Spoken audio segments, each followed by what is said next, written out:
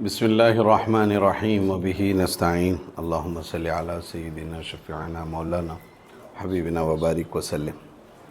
گزشتہ اتوار کو حضرت فاطمۃ زہرا رضی اللہ تعالی عنہ، اسی طرح ازواج مطہرات کے مہر کی عدد کے سلسلے میں کہ ان لوگوں کو کتنا مہر دیا گیا، اس سلسلے میں بات آئی تھی۔ حضرت فاطمۃ زہرا رضی اللہ تعالیٰ عنہ حضور علیہ السلام کی چہیتی اور لاڈلی بیٹیوں میں سے ہیں۔ حضرت فاطمہ حضور علیہ السلام کی چہیتی بھی بیٹی ہیں، چوتھی بھی بیٹی ہیں۔ تو حضور علیہ السلام کو ان سے بے پناہ محبت تھی۔ ایسا نہیں کہ اور بچیوں سے محبت نہیں تھی، ایسا نہیں ہے۔ محبت کی وجوہات بہت ہیں، علماء نے لکھی ہیں۔ حضرت فاطمۃ زہرا رضی اللہ تعالیٰ عنہ بہت باحیا تھی اور با اخلاق تھی۔ حضور علیہ السلام کے انداز پہ ان کی باتیں ہوتی تھی، شکل و شباہت آپ علیہ السلام کی طرح تھی اور بہت ذہین تھی، فتین تھی۔ حضرت عائشہ رضی اللہ تعالیٰ عنہ وہ خود فرماتی ہیں کہ میں نے حضرت فاطمہ جیسے اخلاق، جیسا با ادب، جیسا ذہین و فتین میں نے کسی کو نہیں دیکھا۔ باتوں کا انداز، جب وہ بات کرتی تھی تو اللہ کے نبی علیہ السلام کی یاد آتی تھی، اور طرز تکلم بھی، بات کرنے کا انداز بھی وہ آپ علیہ السلام کے جیسا ہوتا تھا۔ حضور علیہ السلام کی حیات میں تینوں بچے انتقال ہو گیا تھا۔ اللہ کے نبی علیہ السلام کے آخری عمر میں جب اللہ کے نبی علیہ السلام دنیا سے پردہ فرما گئے، اس وقت تینوں بچیاں حضور علیہ السلام کی بنات طاہرات اللہ کو پیاری ہو چکی تھیں، صرف یہ حیات تھی حضور علیہ السلام کے دنیا سے پردہ فرمانے کے وقت میں۔ حضرت علی رضی اللہ تعالیٰ عنہ اور حضرت فاطمہ کے درمیان میں مثال محبت تھی، محبتوں کی مثال مشہور تھی۔ ایک مرتبہ ہوا یہ کہ حضرت فاطمۃ زہرا رضی اللہ تعالیٰ عنہ حضرت علی کے نکاح میں ہیں۔ حضرت علی رضی اللہ تعالیٰ عنہ کو ایک دوسرا رشتہ آیا۔ وہ کون سا رشتہ؟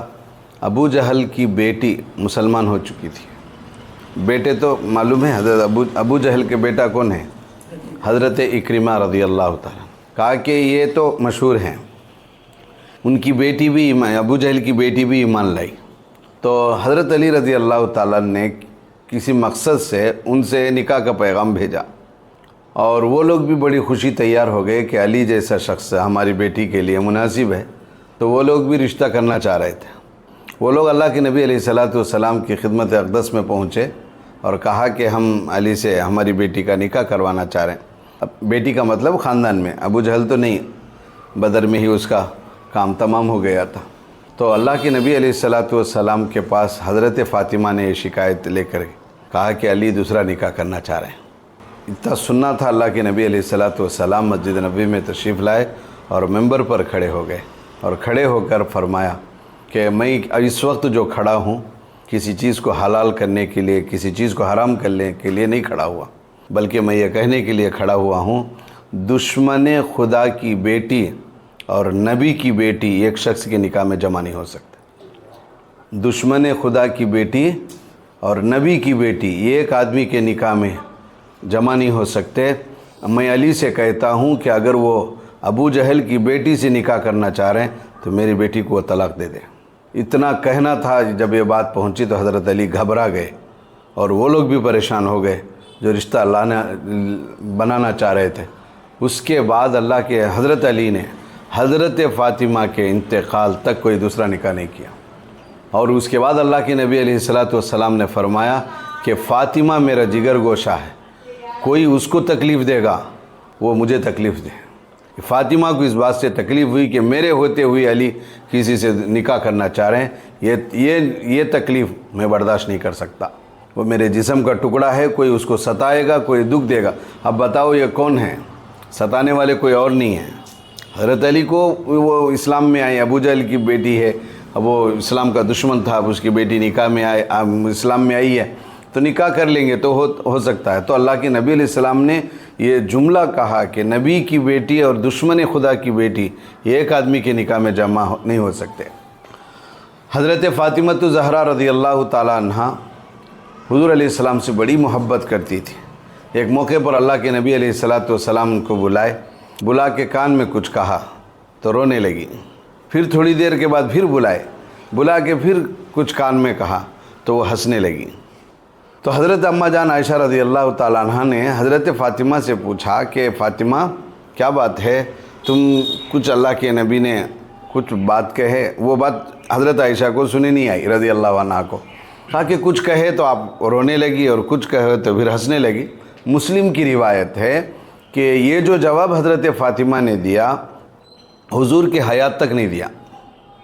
ایک راز تھا جو اللہ کے نبی علیہ السلام نے بیٹی کو کان میں بتائے. حضرت عائشہ نے پوچھا کہ کیا بات ہے، تو مسلم کی روایت ہے کہ اس میں روایت میں موجود ہے کہ حضرت فاطمہ حضور علیہ السلام کی حیات تک یہ بات کو نہیں بتائے یہ جواب کیا ہے، کیوں ہنسے کیوں. اس روایت میں ہے کہ اس کے بعد حضور علیہ السلام کے دنیا سے پردہ فرمانے کے بعد حضرت عائشہ کا جواب دیا. کیا؟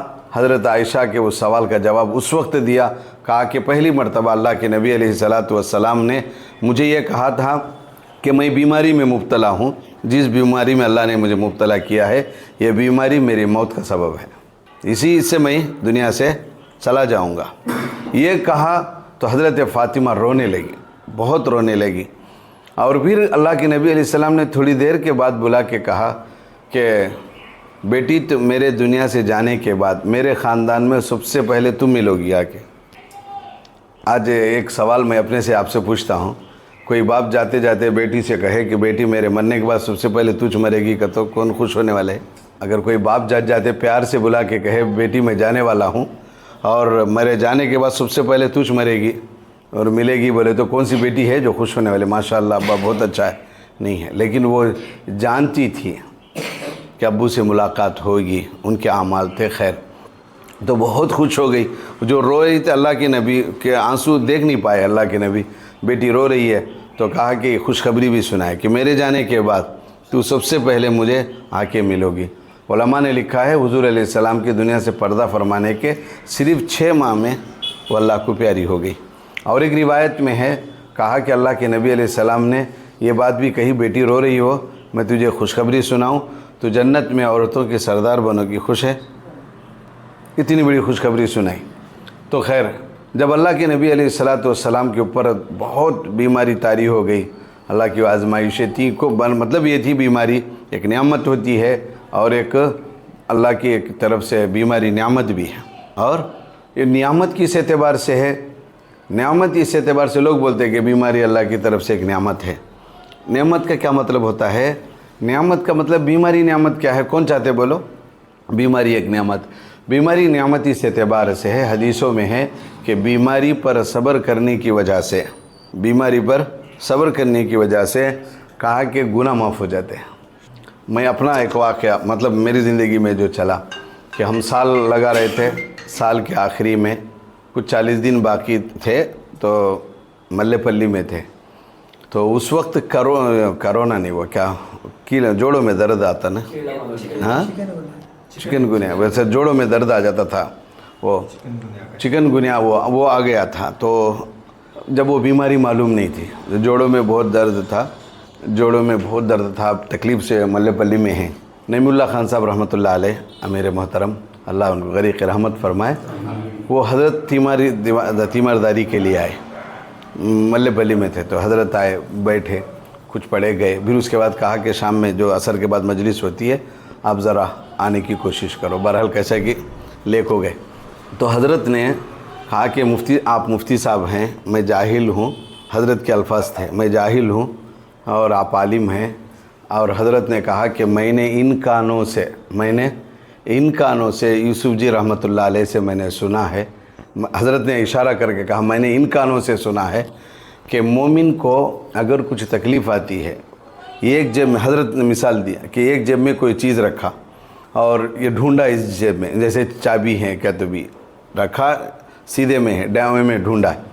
ڈھونڈنے کے بعد اس کو ایک دم نظر نہیں آئی تو پھر فوراً لحظے میں پھر ادھر دیکھا تو اس جیب میں ہے. تو حضرت نے فرمایا میں نے ان کانوں سے سنا ہے یوسف جی رحمۃ اللہ علیہ سے، یہ جو لحظے کی تکلیف میں اگر وہ صبر کرتا ہے تو گناہ معاف ہو جاتے ہیں.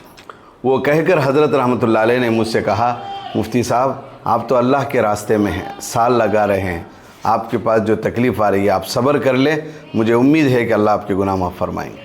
تو بیماری ایک نعمت ہے، نعمت کس اعتبار سے؟ گناہ معاف ہو جاتے ہیں.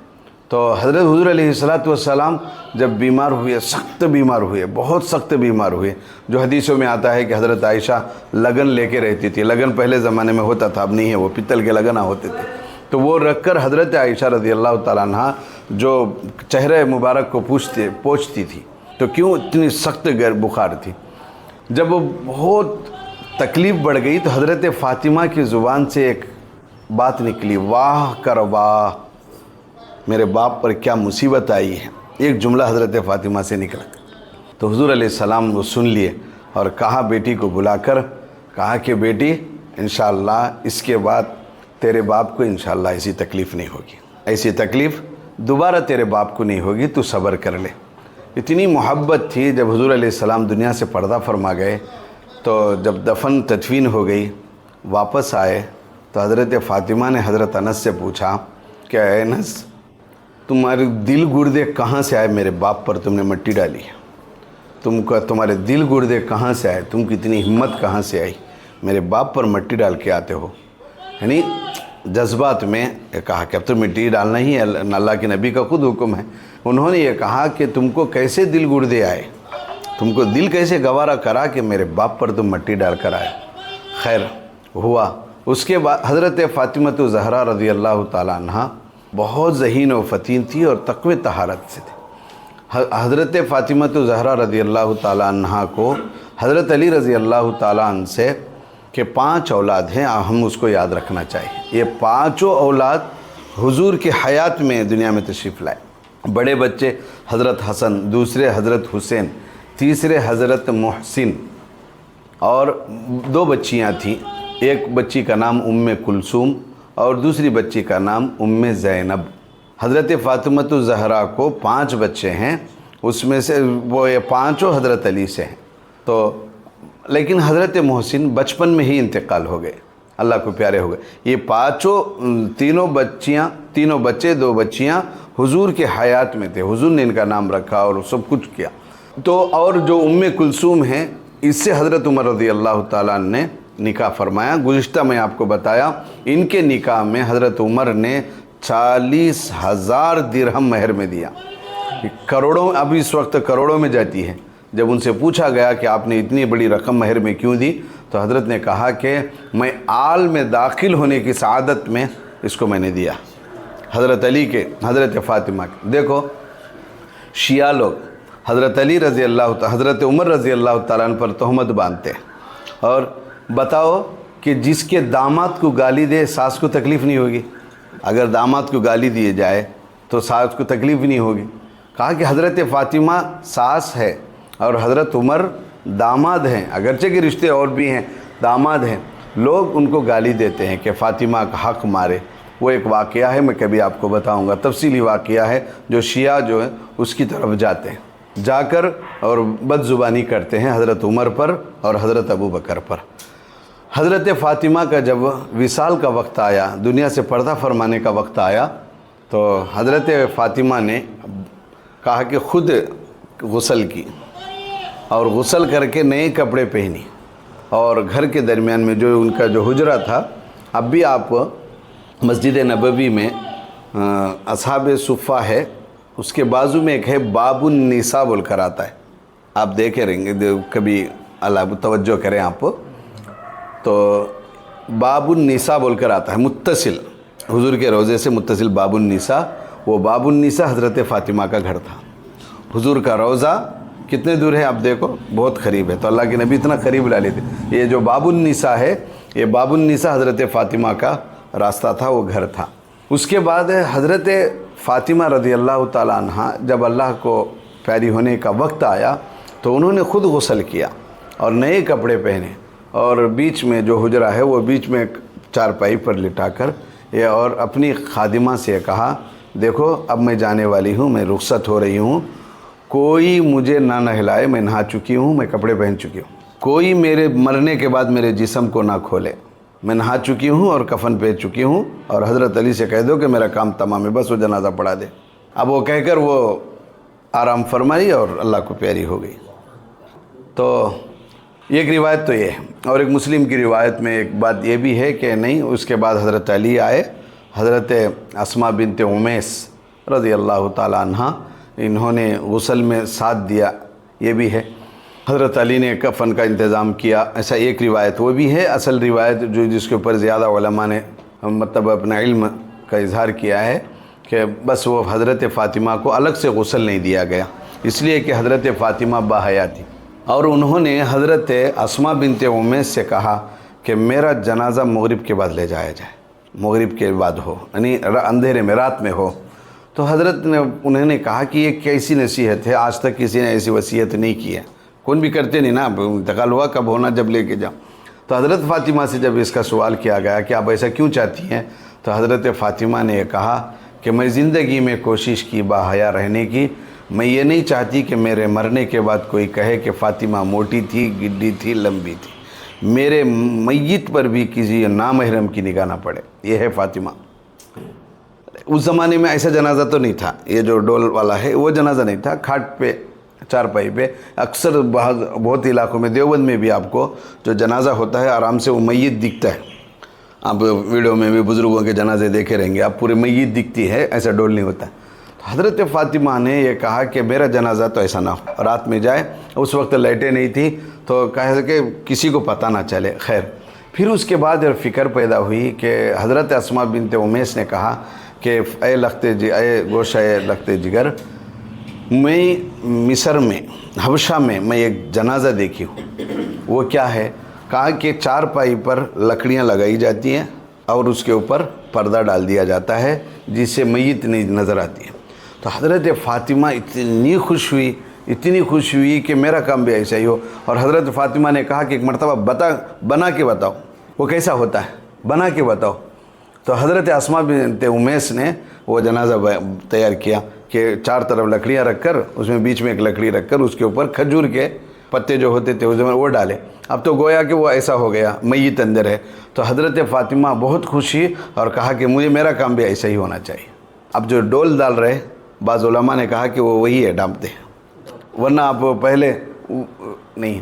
تو اس لیے دوستو ایسی باحیا تھی، اللہ غریق رحمت فرمائے اور ساری امت کے جانب سے بدلا۔ وہ جو لوگ یہ کہتے ہیں کہ حضرت فاطمہ حضور کی بیٹی ہونے کی وجہ سے سید النساء بنی ہے، یہ غلط بات ہے۔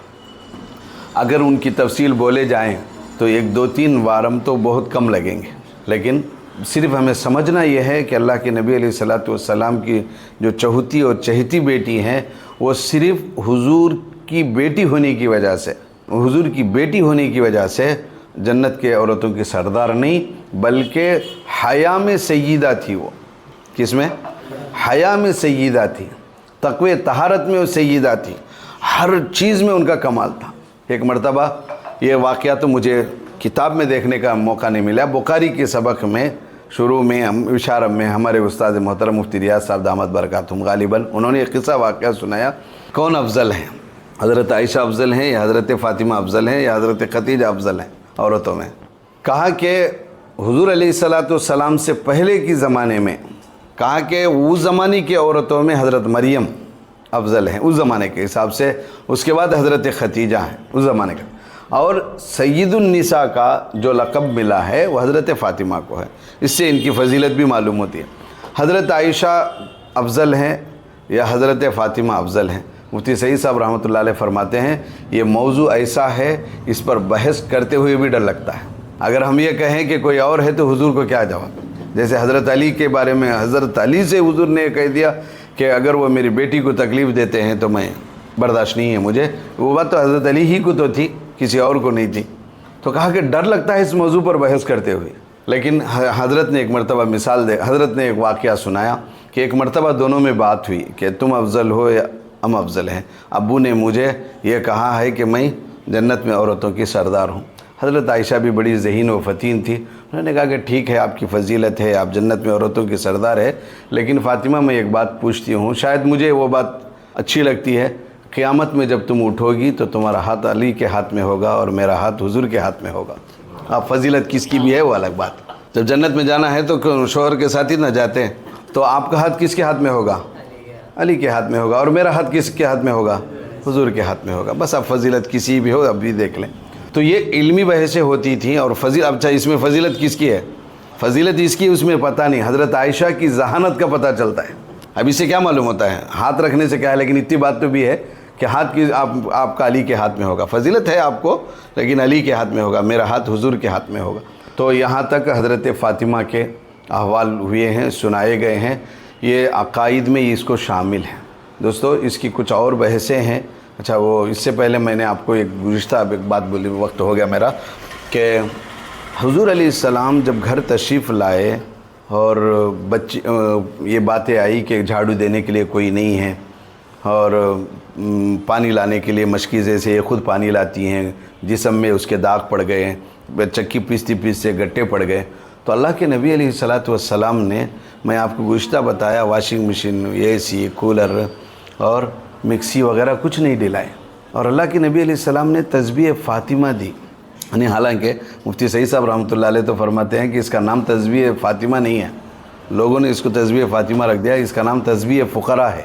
یہ اصحاب صفہ کی وہ تسبیح تھی، وہ فقراء کی وہ تسبیح تھی، وہ جو اصحاب صفہ ہیں ان کو فقراء کہتے تھے، تو کہا کہ اصل ان کی تسبیح ہے، فقراء کی تسبیح ہے۔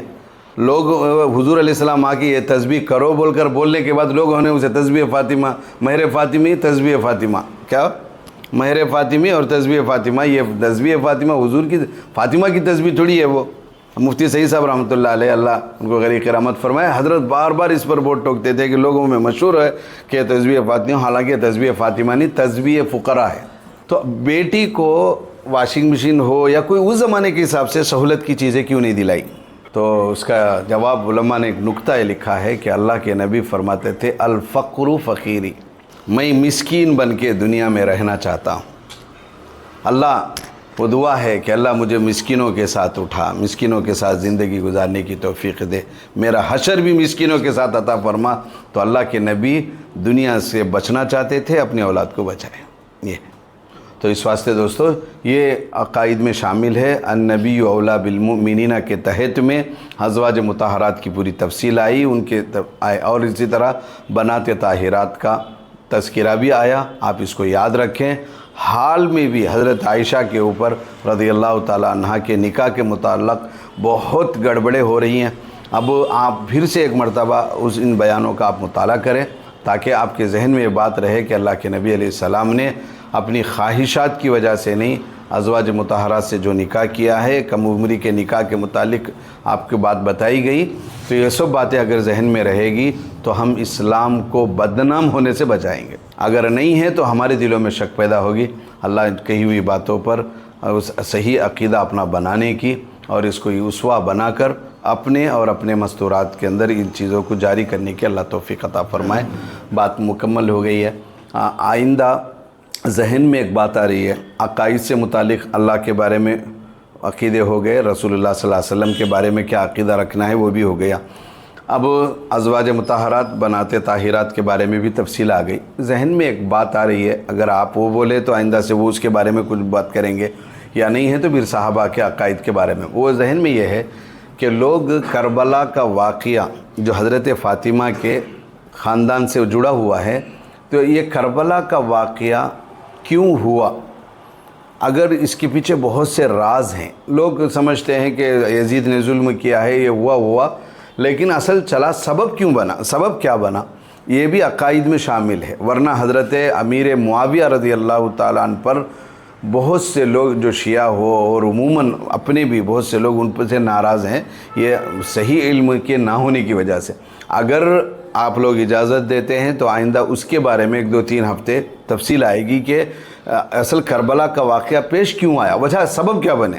اگر وہ ہوگا تو دل صاف ہوں گے، اور حضرت امیر معاویہ کے بارے میں جو ہم بولتے تو نہیں ہیں، سننے کے بعد دل ذرا یہ ہوتا ہے کہ ان کے بیٹے نے ایسا کیا، ان کے بیٹے کو کیوں بنائے وغیرہ وغیرہ۔ اگر آپ کہتے ہیں تو آئندہ وہ کریں گے، نہیں تو صحابہ کے بارے میں عقائد کریں گے. کیسا ہے آپ